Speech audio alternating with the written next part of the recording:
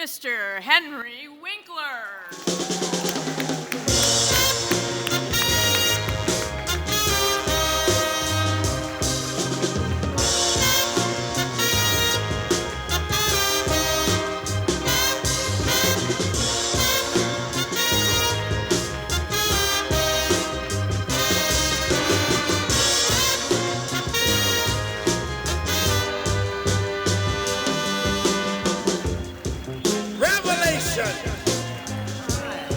We living in. Am I dreaming? Because I'm very emotional. This is my very first appearance with my wife, Stacy, outside of our home in 20 months. What a world we are living in. But I'm so happy to be here. I had a wonderful Hebrew teacher. Her name was Mrs. Rosenberg, and she spent her later years in assisted living. And she was so good at what she did. Mrs. Rosenberg was so great at teaching Hebrew that God actually spoke to her and said, Mrs. Rosenberg, you are so good, I am going to let you live forever. She thought, oh my goodness, if I'm going to live forever, I better look good. So she had a little work done, a little lift, a little tuck, a little nip. And there she looked great. She said, okay, now I look great. I better dress well. She went shopping on Fifth Avenue.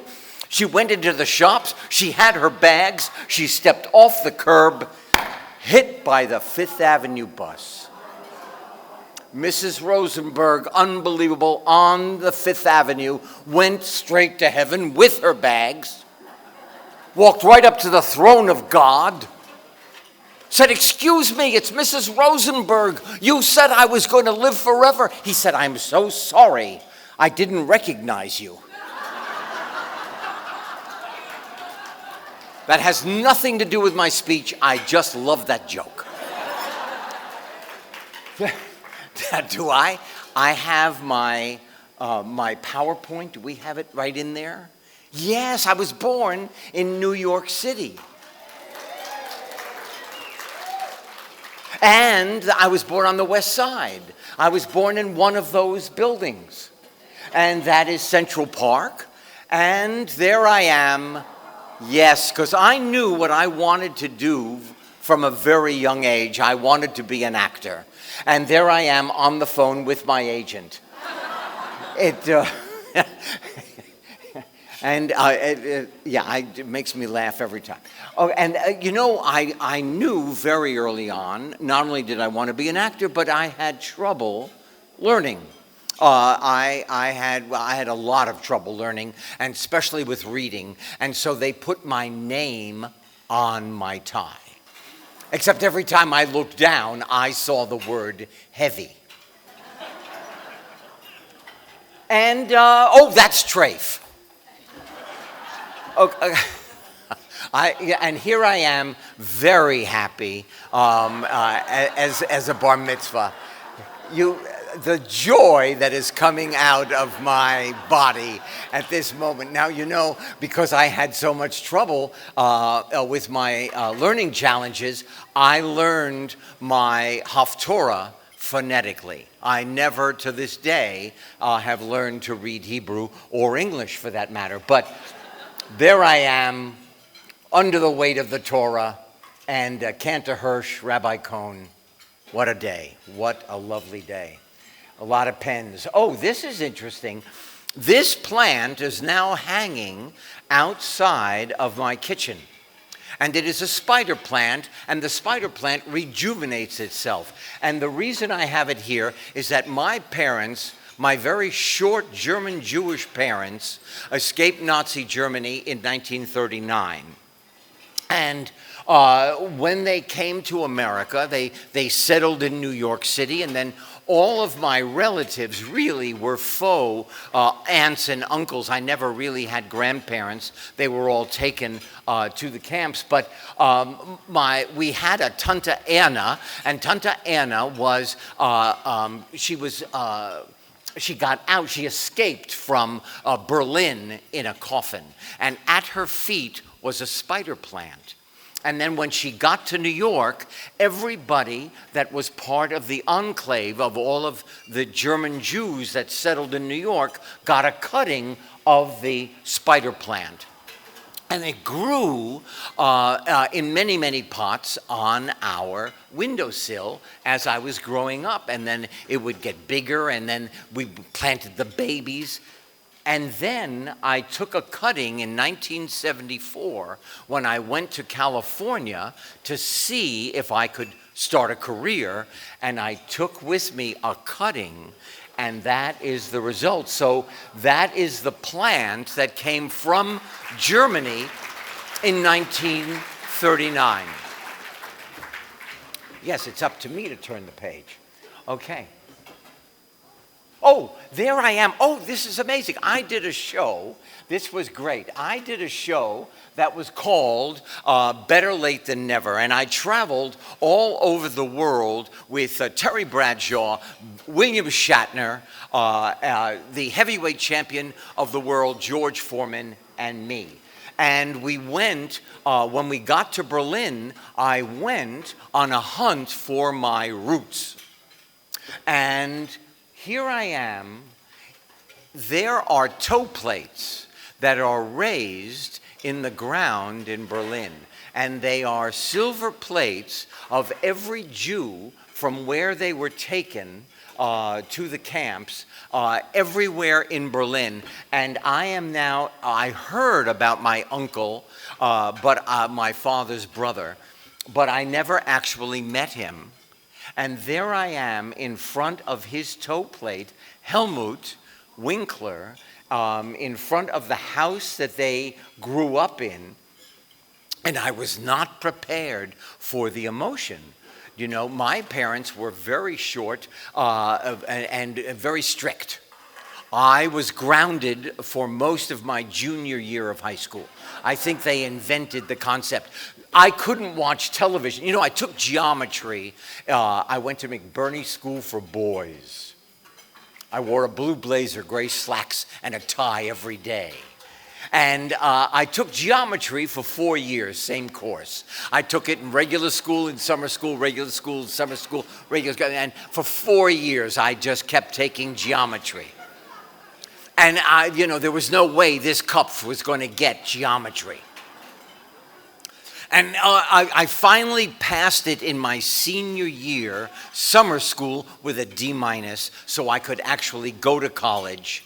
And that was in the summer of 1963, August of 1963. Since that day until today, not one person has ever said the word hypotenuse to me. I don't know what they were thinking. The shame, the humiliation, I wasn't going to get it no matter what. I never used it. I've never thought about geometry, but I had to take it. I had to pass it. The headmaster of my high school, McBurney School for Boys, said, "Winkler, I want to know why you're not achieving." I said, that makes two of us. So when my parents went out, they thought, oh, if he doesn't watch TV, he's going to get it. Whatever it is, he's going to get smarter. And so I could watch TV for only a certain amount of time, having my Swanson's TV dinner. Yes, remember? And then you would lift the tin foil and make the apple crumb crunchier. What a life, what a life. Anyway, and I had to turn off the TV because my parents would come home and get a little stool so they could get to the top of the TV and put their hand on top of the TV to see if it was still warm, because at that time there were tubes. I had to turn it off just in time to cool down. Okay. Oh, yes. Okay. here I am. I knew I wanted to be an actor. I didn't have a plan B. If people were born to do something, I was born to try to be an actor. And here I am at 7. I'm playing happy. I'm one of the 7 dwarfs. I'm happy, stupid, but happy. Everybody told me I was stupid and lazy and not living up to my potential. I forgot to tell you, my short German Jews, they gave me a nickname at home. They called me Dumme Hund. For those of you who don't speak German, that means dumb dog. Very lovely people. Really, they're just so supportive. Here I was able to do one play. I was able to be in one play in my junior year. I was in the musical. I can't sing, but I was in the musical. And also this picture is there to show you that from that day until today, my pants finally touch my shoes. I don't know what I was thinking. And that's Mr. Rock. Mr. Rock was the music teacher. And Mr. Rock at McBurney School for Boys said one of the only positive things I actually heard in high school. He said, Winkler, if you ever do get out of here, you're going to be great. And I held on to that one sentence in my heart like DiCaprio held on to that piece of wood as he slid off the ship. And what I have learned over my life is so easy to say something positive to somebody, to say one little thing. We have such a gigantic impact on one another. It is just as easy to be positive as it is to be critical, as it is to find what you don't like about that human being, as opposed to, oh my goodness, what a lovely thing about you. And I'm going to let you know right now. And I was good at dancing. Not so much anymore. I now move from the waist up. You know, I have to negotiate with my knees getting out of bed. I don't know about you, but I'm thinking I'm going to get out of bed, and then I have to have a talk. But I did, that is how I had some self-esteem. My self-image was down around my ankles until about last Tuesday. But I won the dance contests at McBurney. Here, I could do the limbo. I was great at the limbo. I could go right under that broomstick. That's a memory now. Oh, and here it is. My father brought a business with him from Europe. He imported and exported wood and wanted me to import and export wood. I wanted to be an actor. I did not want to import and export wood. And he would say to me about 15 times a day in 11 languages, because he was fluent, he would say to me, why do you think I brought the business over here? I said, besides being chased by the Nazis, Dad, was there a bigger reason than that? Because I'm open. The only wood I was interested in, and I was told that I would never get there. I was told, well, you're in the bottom 3% academically in America. You know, on your SATs, the tests we take to get into college, you get 200 points for spelling your name correctly. I got 130 points over my name in math. They didn't think I was going anywhere. And I dreamt of going to Hollywood. And so this is one of the things that I've learned in my life. I was a negative thinker. I bought the concept that, yes, I am stupid, I am lazy. When you talk to a child and you tell them early enough, often enough, that there is something wrong with them, they believe it. I bought it. And you carry that with you forever. And then I wanted to beat the system, so I found a philosopher from Armenia. His name was Gurdjieff. He wrote with such complication because he didn't want you to finish his book unless you understood him. So I didn't, because I'm telling you, I had not the slightest idea what he was saying in his book, but he had a disciple, Ouspensky, and this is what I learned from Ouspensky. When you have a negative thought and you finish it, it will grow into a thesis of negativity. You're walking along to your dream, you have a negative thought, all of a sudden you stop, your head drops, your shoulders drop, you stop moving to your dream. Don't put a period on the end of a negative thought. When a negative thought comes into your mind, you merely say out loud, people will look at you very strangely, "I'm sorry, I've got no time for you now." You replace the negative thought with a positive. For me, it is a bundt cake with no icing. I have a negative thought. I still think negatively. I stop it dead. I think of that bundt cake, nice and moist.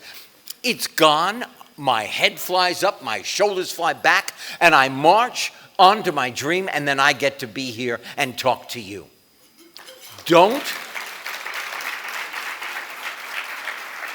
I'm telling you, I'm living proof it works. Don't put a period on the end of a negative thought. Don't let it grow in your brain. So I get to Hollywood, and within 2 weeks, I'm trying out for a brand new show. Now, it says in the script that my character goes to the mirror and combs his hair. And I made a promise to myself I would never comb my hair. Every actor that has ever played a part like this had a comb in his back pocket. He combed his hair. I was going to find an original way to do it. I went to the director. I said, "I am so sorry, but, I can't comb my hair. I made a deal with myself." And he said, "It says go to the mirror and comb your hair." I thought, oh my goodness, now I have to be a professional. I have to be true to myself, but I have to be a professional. I walked to the mirror. I pulled the comb out. I went, "Hey, look at that. I don't have to because it's perfect." And that's how that moment came to be. I was being true to myself, and I was still doing what they told me to do. And that moment defined the character for the next 10 years. And I had the most wonderful time. They were looking for a tall Italian. They got a short Jew who went for 10 years. And then my favorite sport at the time was horseback riding, so I added my own word, whoa. Memorization at that time was very easy for me. I didn't have to learn much. And you'll notice they wouldn't let me wear leather. ABC would not let me wear leather because they thought I was going to be associated with crime. So Gary Marshall, bless his soul, went to ABC, said, if the Fonz is riding his motorcycle, he should fall off, he would get hurt. They said, all right, if you do a scene with a motorcycle, he can wear leather. Gary, there were no cell phones at that time. Gary went down to the lobby, called the writer's room at Paramount Studios, and said, never write a scene without his bike again. So now you see me pushing my bike into Arnold's. My bike is in the living room of the Cunninghams. It's upstairs in my apartment. And then finally, I was able to wear leather.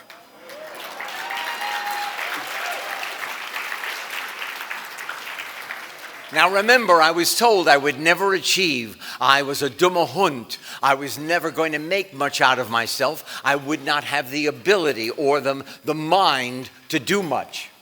So here I am in 1980 with my beautiful wife, Stacy. We went to Washington, D.C., and we presented my jacket to the Smithsonian Institution, the Museum of America. Dummer Hund has his jacket in the museum. Look who is sitting behind me. Can you see the two very short German Jews? Yeah, the parents who said, I don't want you to be an actor. I want you to take over the family business. You're a dummer Hund. Now, all of a sudden, They said, "Wir are co-producers of Henry Winkler." My mother would walk into a store. It's the truth. My mother would walk into a store, and in order to, "I like this dress. Oh, this skirt is nice. I'm from this mother." My parents were lobbyists. They sat in the lobby of hotels in Florida. "We are the Fonz's parents." I have met people all over the world with Stacy who said, "Hey, I've got your parents' autograph." Now, I can laugh now, but I saw my life as a cylinder of stainless steel with no handholds, no footholds. And I kept trying to pull myself out to the sun, and I would always slide back. I couldn't. I finally figured out, I don't know how to get to the top and pull myself up and over. And now my parents are proud. Now I'm on television. Now I'm making them look good. But it was too late. I didn't care. I didn't need them to be proud of me when I had figured out how to do this on my own. I needed the understanding when everything was so confusing, when I had flunked everything, when it was so hard for me to get into college. And then I went on to graduate school at Yale University. I have a master's degree in theater. 25 started, 11 finished, and 3 were asked into the professional company. I was one of those 3. In 1970, June 30th, I started my professional career. I made $173 a week. I was on my way. I couldn't believe it. Amazing. And so this is what I learned in my life. If you will it, it is not a dream. When I became the Fonz, it was very scary. He got very popular. And I would walk out into the street and people would want my socks without ever taking off my shoes. So I asked them to send me their boxes of fan mail, not understanding that I got 50,000 letters a week. And I also got presents. Oh, it was amazing. I got, girls would chew gum and make a chain out of the wrappers. And the bigger the ball, the more they loved me. And they would send me gifts. And little girls would send me crucifixes and little bears. And what I realized through my fan mail was Jewish girls do not send their jewelry through the mail. I think it is written in the Torah. But I also got a medal cutting. It was a rabbi against the Wailing Wall, and it said in Hebrew and also in English, "If you will it, it is not a dream." It was said at the beginning, at the birth of Israel. I had no idea how important that phrase was going to be to me for my now entire life. It is on my wall. That gift that I got in 1975 in those boxes is now the mantra of my life. If you will it, it is not a dream. I am living proof. I have had a most wonderful life. I got an Emmy a year and a half ago with Bill Hader for Barry, which we are shooting now. If you haven't seen Barry, it's on HBO. There are 2 seasons, 16 episodes to catch up. You will be delighted. A little dark. I was in 5 movies with Adam Sandler. There I am in the Waterboy. When we traveled with Better Late Than Never, I met Natalie. I stood in front of this pachyderm, 15,000 pounds. I looked her in the eye. She looked me in the eye. I said, she only understood Thai, but I didn't speak it. I said, "My name is Henry. I'm so happy to meet you." And I started to cry. The empathy that came off this gigantic animal was palpable, was touching, was something I will never forget as long as I live. And now I do the voice. If you have friends who have children, if you have grandchildren, I do the voice of Fritz on Monsters at Work on Disney Plus. We were just picked up for the second year. Unbelievable. I'm so having the most wonderful time. If you will it, there is no dream. Our dogs. Got to talk about, you know what? I think every speech should have a fact. Here is my fact. 14% of Americans believe that Noah married Joan of Arc.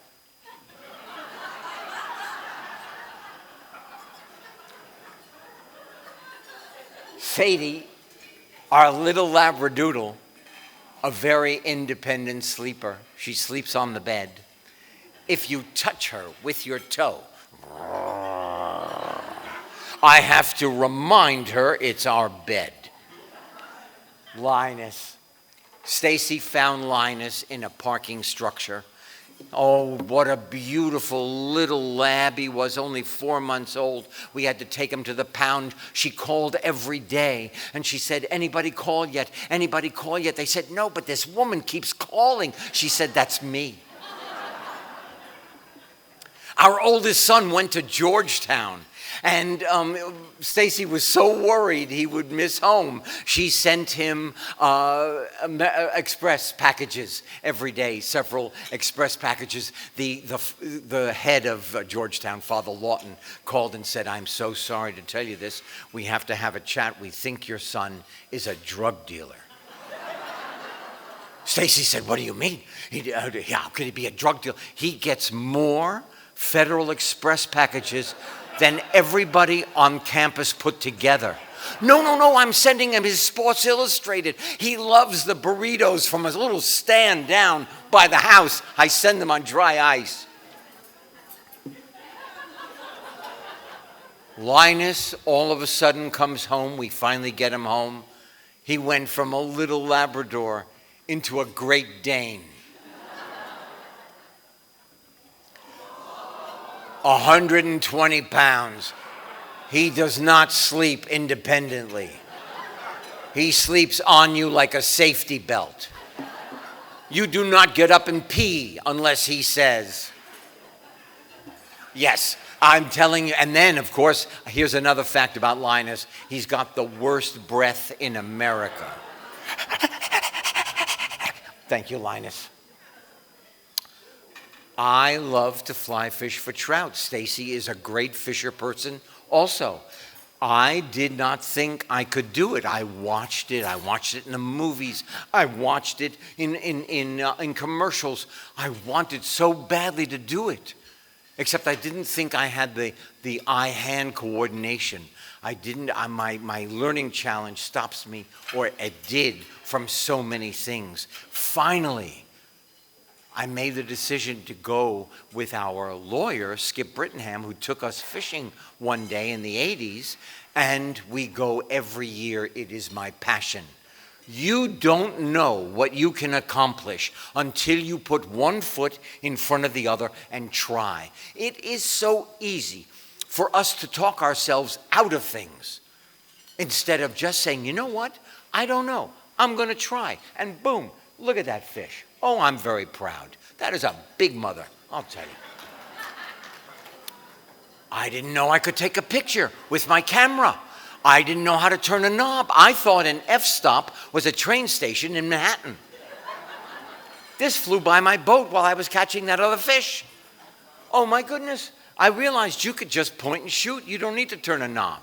Then you put it on the computer and you can edit it and there it is. Look at that. Oh my goodness, I'm so proud of that. And here we are. This is when we were traveling in Japan. And my son, my youngest son, Max, who is going to have our sixth, he and his wife, our sixth grandchild in 14 days. He is a director. He said to us at 10, I'm going to be a director. He kept his word. He said, Dad, that's a great picture. I was like, I won the Academy Award. My son gave me a compliment. Oh, and then in about 2002, I couldn't get hired as an actor. So I went to this man who was my manager for 90 days, because at the end of the 90 days, his company completely imploded. I mean, like they were taking the art off the walls as he was making a suggestion to me. The last meeting we ever had, he said, write books for children about your learning challenges.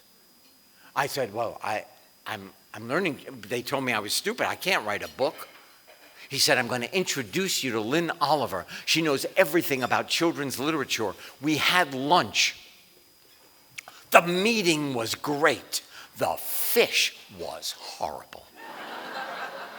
But we hatched Hank Zipser, the world's greatest underachiever. And it is the story of my life as a dyslexic.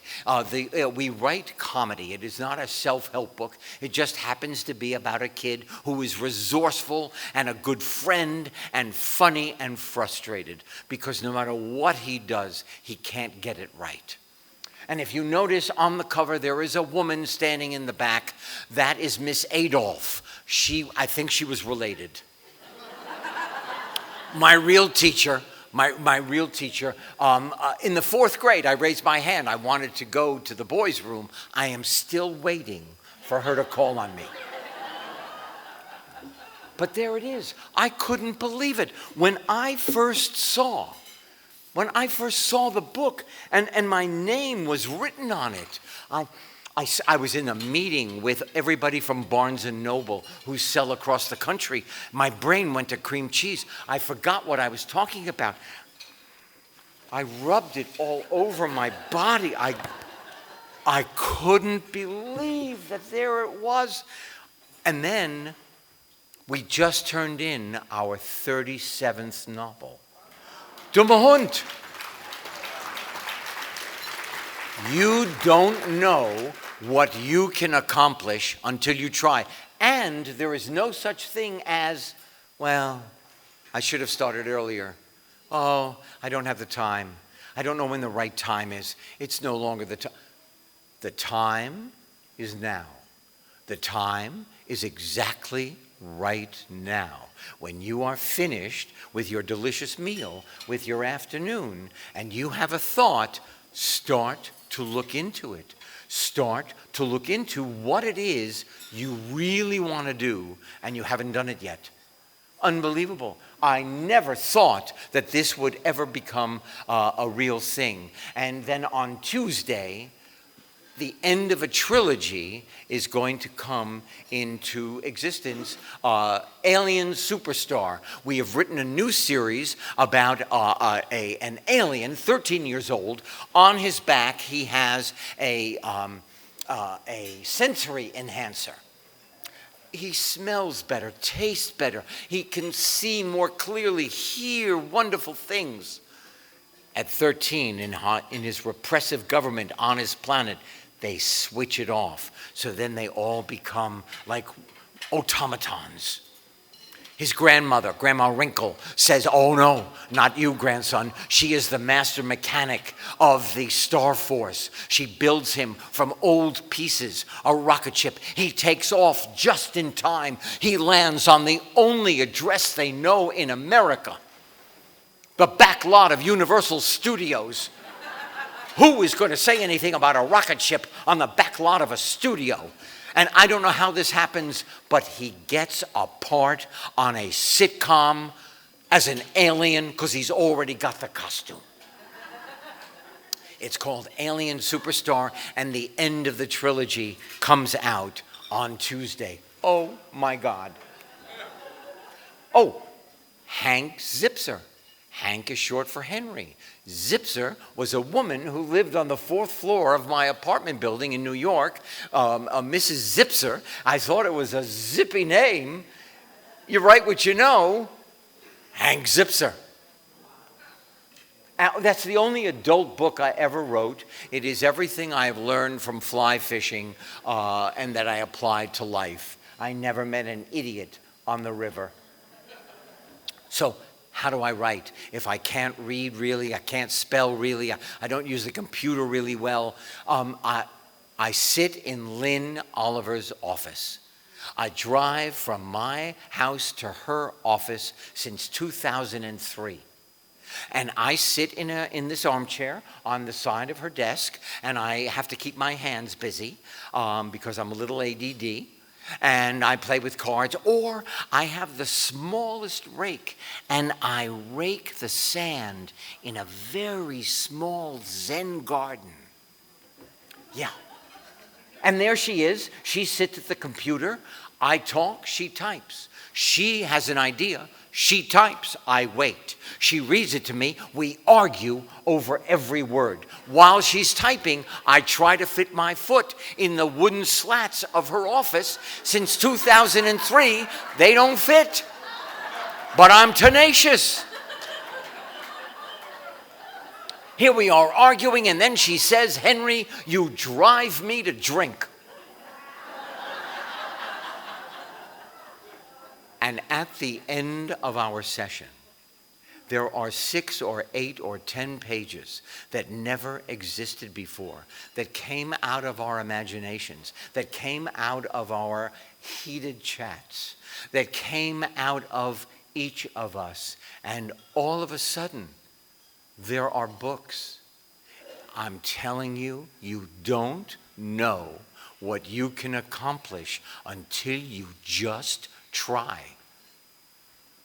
And there's a new series that we did. He's in 2nd grade. Here's Hank, and he doesn't know yet that he's dyslexic.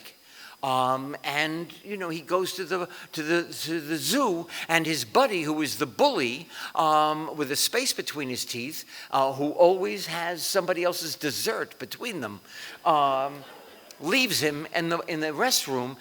And he wanders into the elephant enclosure. What do you do when you're faced with an elephant and you're 9? You play soccer. And if you look up elephants playing soccer on the internet, they're great at it. And here we are, Alien Superstar. Unbelievable. And there's the trilogy. The one at the end there, Hollywood versus the Galaxy. Or is it the other way around? I wrote it, I just don't remember. It comes out on Tuesday. And it's just, our books are about laughter. Our books make the child laugh. We do not want to be an assignment. We want to be the entertainment. And underneath is the underpinning of the alien has to figure out, if I reveal myself, will they still like me? If I am authentic, if I am who I am, will they still like me? He has a friend on the TV show, a young girl, but because he's so popular now, they want to give him his own show. He has to leave his friend behind. What is more important, fame or his friendship? This young girl who let him stay in his house, whose mother became his manager. She has body shaming because her mother, the manager, says, you can't have anything to eat. You want to always look good when you're on TV. It's unbelievable. So all of this stuff is woven in without ever hitting anybody on the head, and while the kid, boy or girl, is laughing. And it is wonderful.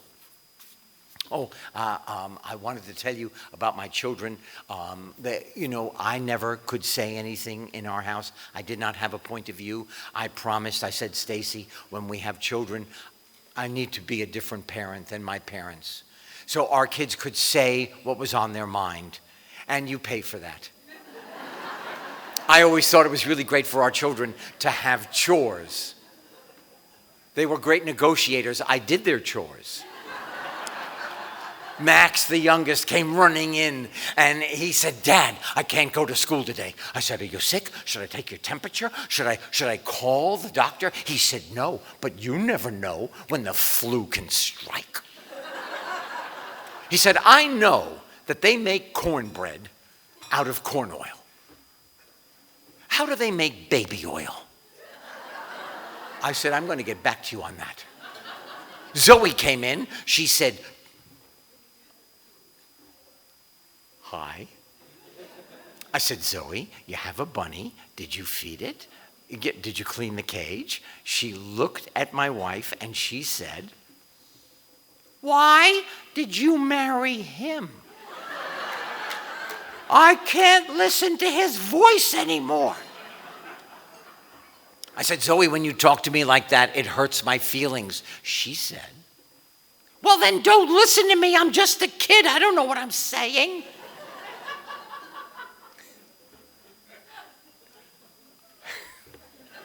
Jed, my stepson, came into my life when he was 4. Gift with the wedding, unbelievable. Gift with the marriage. In the 3rd grade, he was studying Native Americans. We went to visit in Arizona the Native Americans. And we visited the Hopi Nation, the oldest house, the oldest dwelling in America is there on the Hopi Nation, the chief's house, over 1,000 years old. When he came home, now this kid is so verbal, this kid can just talk to anybody. He is great and funny, plays the guitar, couldn't write a sentence. Smudgy, erased a hole right in the paper. We finally had him tested. Everything they said about him was true about me. And at 31, I found out I wasn't a dumme Hund. I had something with a name. I had dyslexia. And I defined dyslexia for myself. You spend a third of your time trying to figure out what the world is, what's happening. You spend a third of your time trying to figure out why you can't figure out what's happening. And you spend a third of your time covering your shame and your humiliation with, I used humor. I just was the class clown. There was an indentation of my butt outside our principal's office. And finally they put a plaque, Winkler sat here. It's true. So I will leave you with this idea. Well, 3. Not only do you not know what you can accomplish until you try, but each one of you has an enormous amount of power. Enormous amount of untapped power. Some of us talk ourselves out of that power. Oh, it couldn't be. Not me. I don't know. No. I'm telling you, if you just step sideways away from that negative thought, think of my bundt cake. You have got a power that you can unleash into your life that will make you so happy. You have to be the most that you can be of yourself because there's only one chance, and each one of you is so unique and so powerful. You have to make the most out of yourself because if you don't, you cannot really, really help somebody else. And then there will be needs that need to be filled and hurts that need to be healed. And I just want to thank you so much for listening because my parents never did.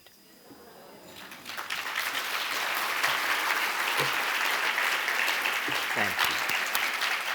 Thanks. Thank you.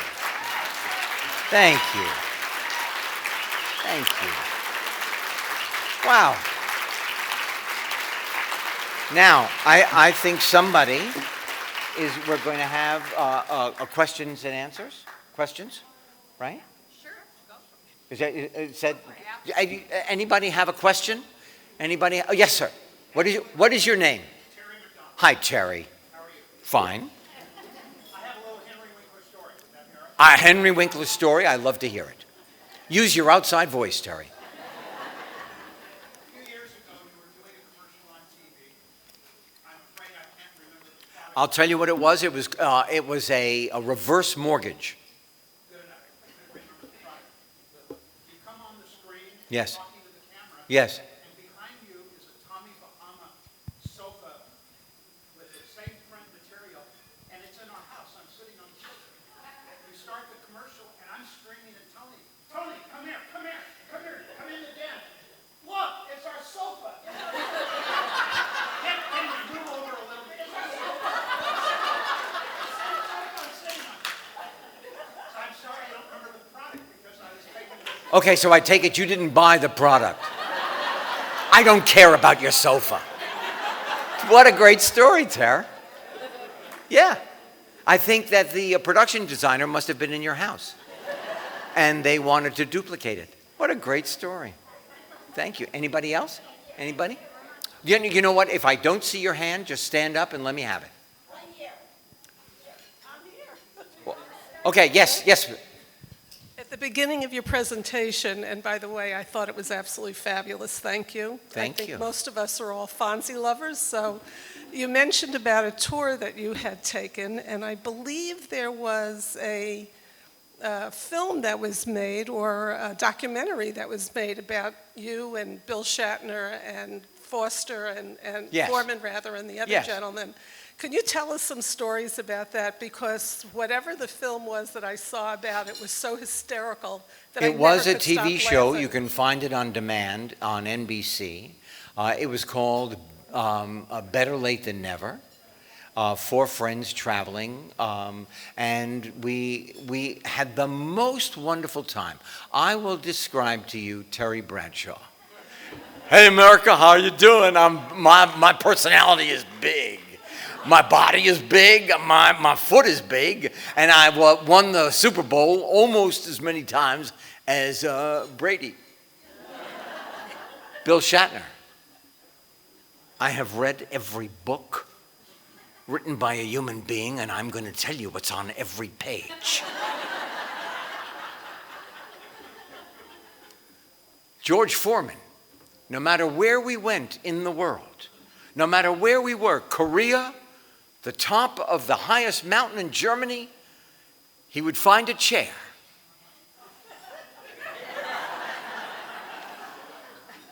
And he fell asleep. It was amazing. I cannot believe that I got paid for that job. We had so much fun. We really did not know each other before we left. I knew Shatner because I had auditioned for a movie that was just in an office a few steps away from his. I did a terrible job. I thought I was out of the business. As I was walking down the road to get to my car, I passed his window. Whoops, sorry.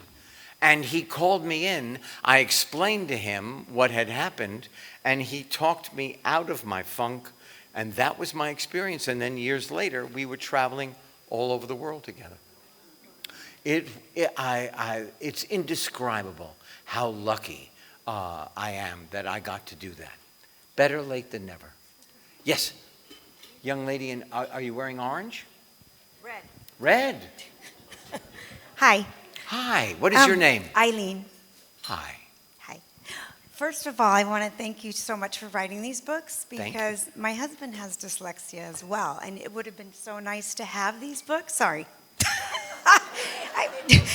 But it would have been so nice when he was a kid to have these books so people could understand. But the other thing I wanted to tell you that I've been with my husband for 28 years, and so many people tell him that he looks like you. I can't even tell you how many Do you people. know what? I'm a little thinner. No, but I see the resemblance. It's like looking in a mirror. It's shocking. Yes. But I had to tell you because it's been going on our whole life together. Yes. Everybody. I see it. Yeah. And how lucky are you? So lucky. You got us both. Thank you. Thank you. Thank you. Sir. Well, microphone is coming. What is your name, sir? Randall Lipton.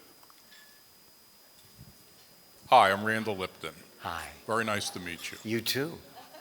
I would like to hear what it was like the moment you learned that you had dyslexia and you weren't a dumb dog. Okay, so when the doctor was describing Jed to us, I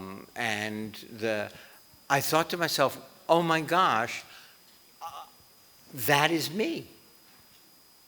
So the first thing that happened is I was unbelievably angry because my brain was different. My brain was wired differently, and the people who are yelling at me, the people who are grounding me, the people who are putting me down are the reason I have dyslexia, because it's hereditary. So there was nothing I could do, and I suffered so needlessly. So that's number one. Number two, I thought, okay, this is good. So I'm not stupid. I have something with a name. That's good. And three, maybe I would not be standing here if I didn't have to fight through my learning challenge in order to get and keep getting what I want. That maybe it was the fuel for my life. So those are the stages that I went through. And I'll tell you something, until I knew, I said everything to my children that was said to me. You can't listen to the radio. You need a good desk and a good light and a good chair. And then finally, when I found out, oh my God, you learn differently. You hear things differently. I learn through my ears, not through my eyes. I have to hear everything. Max, our youngest, he had a great desk and a great chair and a great light. He put his knee on his chair, never quite sat in it, and sometimes would lie on the bed and listen to the radio. And I learned to shut up. Because maybe the radio was forming a funnel of sound that allowed him to go in and concentrate, because the grades were coming home. So I just got out of the way. You know? So that is part of my journey. Yes, hi. What is your name?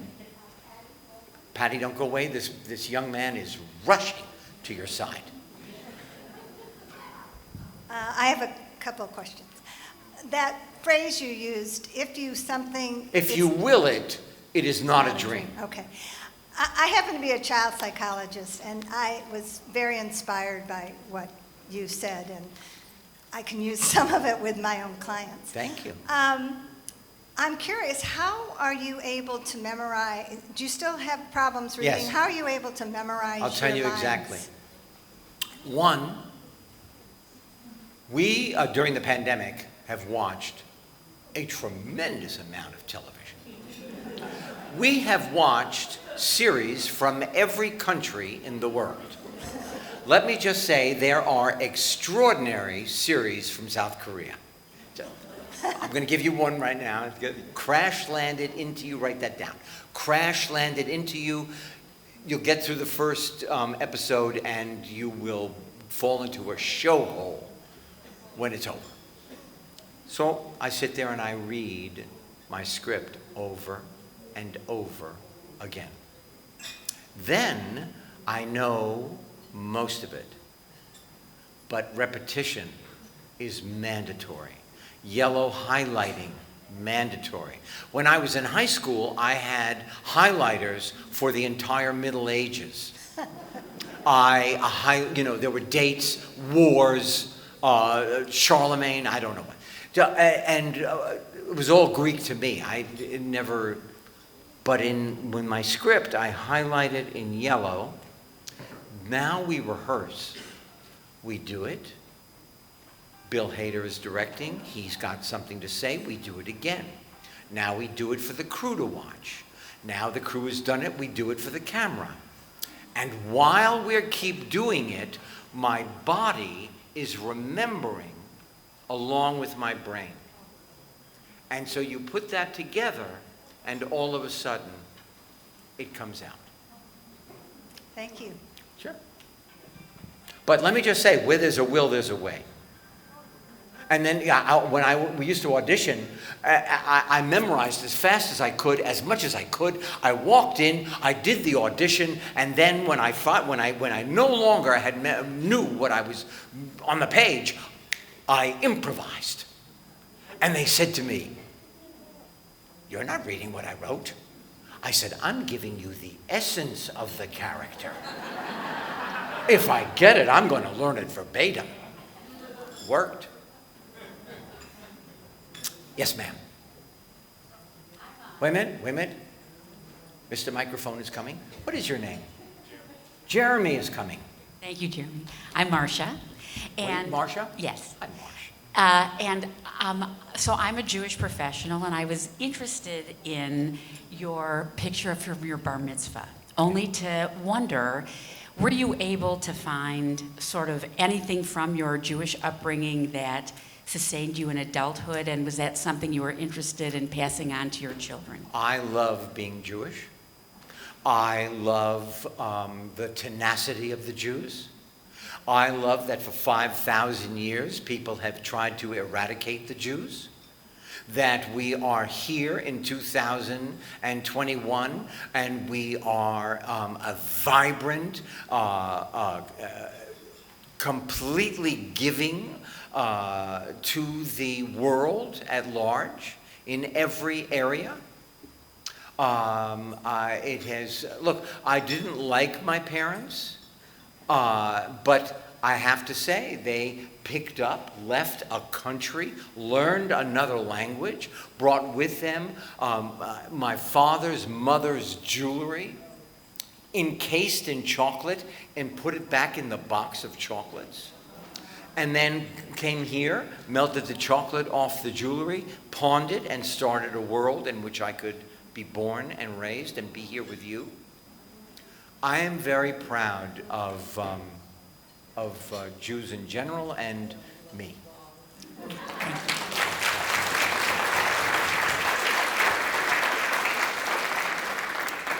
This side of the room not that interested, huh?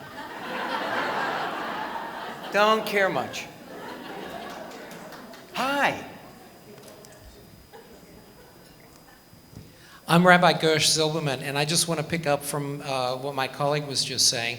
These past High Holy Days, I gave a High Holy Day sermon on the topic of nachas and pride and the things that give us pride, particularly in being Jewish. Yes. And my opening illustration was growing up in Australia in the 70s, watching Happy Days, and the day I discovered that the Fonz was Jewish was the beginning of nachas for me. Yeah. You know, thank you. In the beginning, when I first got the part, it was supposed to be, oi. But they said that's not universal enough. Now, I will say my production company is fair dinkum. Awesome. I had 2 wonderful trips to Australia. I have relatives. My father's cousin, Henry Winkler, was a cantor in Sydney. Yeah. Unbelievable. Nice to see you. Back there, okay. Oh, Jeremy is coming. You could run, Jeremy. These people have things to do. Hi, I'm Elizabeth. Hi, Elizabeth. I remember you because you came to my children's elementary school in Westwood, so that was a long time ago. Was that Franklin? No. No, okay. Close enough.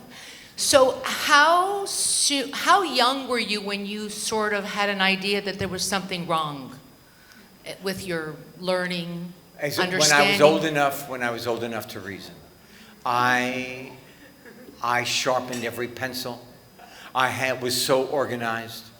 I put reinforcements on loose leaf paper when there was such a thing. I was ready for school. My brain was not. You know, one of the things in this book, which is called I Got a D in Salami, I had a spelling test. And I knew every word in my apartment at 210 West 78th Street. I knew every word forwards and backwards. My mother said, "Hey, you want Dad to, no. Do you want to be tested on your words?" I said, "I don't have to. I am golden." Went to bed knowing my words. By the time I got to my classroom, they fell out of my head. And I relate to you because I actually myself was diagnosed with dyslexia in high school. Yeah. So the whole thing about remembering visually, that's me. The highlighting, that's me. Being ready for a test and all of a sudden it's test time, it's blank. It's unbelievable. Yeah. Well, I think you're incredible. Thank you. And we're so proud to have you here. And Thank you. we're so proud to listen to your stories. And I'm sure a lot of us here relate to you in one way or another. And we appreciate you sharing this beautiful day with us. I appreciate that, and thank you. And I want to say, honestly, I appreciate being in this room. This is the rebirth of our travel life, of our life outside of our house. You know, we don't really go to restaurants yet. You know, so I'm just happy to be here, and I want to thank you so much for this wonderful reception. Thank you.